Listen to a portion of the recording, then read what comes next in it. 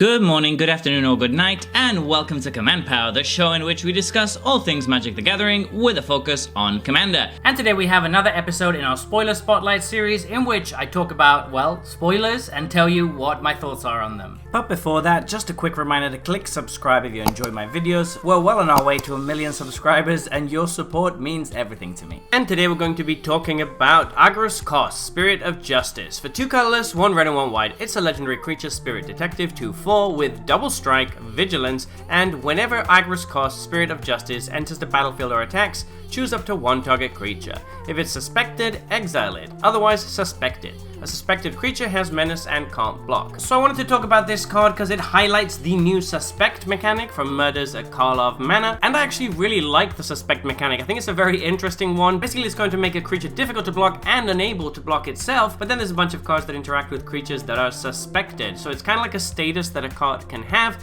and once it's suspected, there's a few cards that remove suspect, but for the most part, it's going to be there permanently until it changes zones. And Agrus Kos is one of the coolest ones in the way it interacts with the mechanic, because it gets to exile stuff repeatedly. It's very powerful. It's removal on your commander, which when you have a commander that's double strike and vigilance can be extremely annoying. That's a pain in the butt to deal with, both on defense and offense. I also like this because it's very unique as a Boros commander. I love to see Boros commanders that are outside of the usual that we get for this color, which is creatures go brrr and attack. So this one does require a little bit more interesting build around, although he still is a very good attacker. So as for the ability itself, it's very powerful because you can use it on defense or on offense. You can actually put it on your own creatures if you really want to allow them to get through more easily by giving them menace, although that's not going to be how you're normally going to be using it. What you're usually going to be doing is have this enter the battlefield, suspect something, and then the next turn when you attack, you get to exile whatever you suspected. But of course, that's very boring and slow. There's a bunch of ways that you can speed this up and make this a lot better.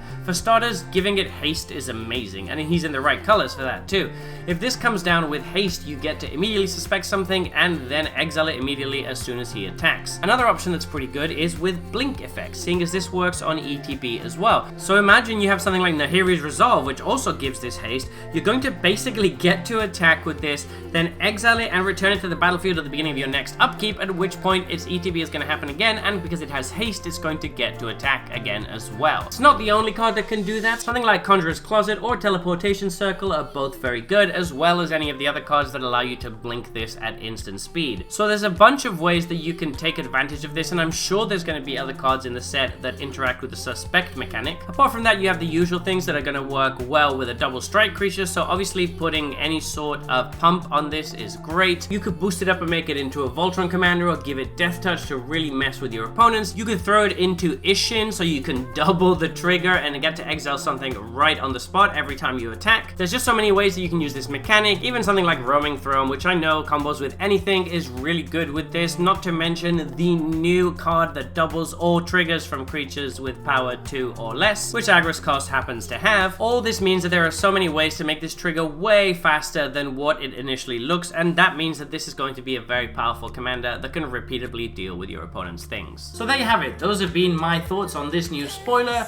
What do you think about this card? Please let me know in the comment section below. I read all comments and respond to all of them too. And if you enjoyed this video, don't forget to click like or subscribe. It really helps the channel, and until next time, take care.